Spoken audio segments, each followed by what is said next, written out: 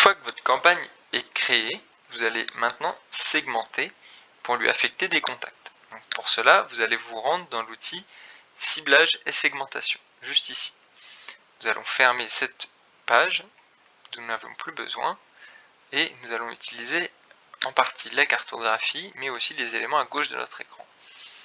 Donc vous avez deux manières de segmenter. Elle peut être géographique ou via des critères de filtre. Je vous conseille de cocher cette case-là, utiliser les zones actives. Cela permet de faire en sorte que le comptage se fasse uniquement sur la zone visible à l'écran, sur les périmètres visibles à l'écran.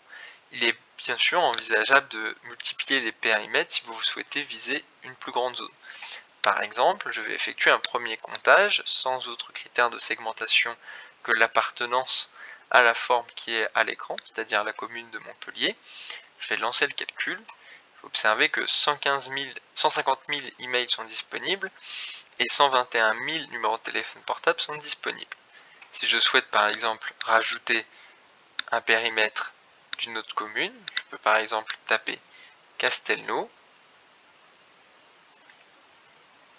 le Lez. Vous voyez ici, la commune s'est rajoutée. Si j'actualise mon comptage, le chiffre à côté va augmenter, passant de 159 000.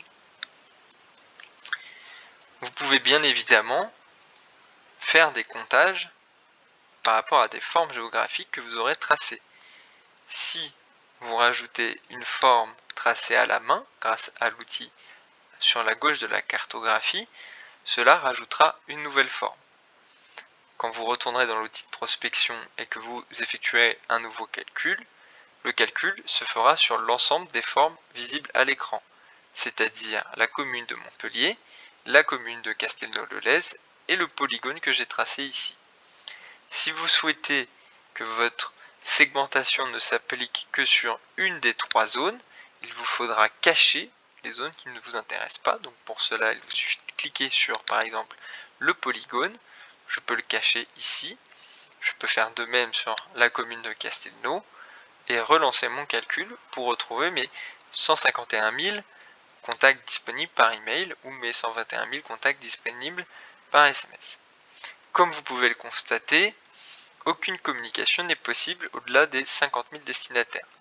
Il va donc être nécessaire de filtrer soit à l'aide de filtres géographiques, soit à l'aide de critères de segmentation. C'est ce que nous allons faire tout de suite. Donc dans les critères de segmentation disponibles, je vais pouvoir choisir par exemple un filtre par tranche d'âge sur des 26-35 ans que je vais pouvoir actualiser ici. Donc désormais je n'ai plus que 35 000 contacts disponibles et je peux bien sûr faire du multicritère en allant par exemple dans l'onglet famille, en cliquant sur le critère marié et en relançant le calcul. Je n'ai donc plus que 1500 personnes qui sont mariées entre 26 et 35 ans et géolocalisées sur la commune de Montpellier.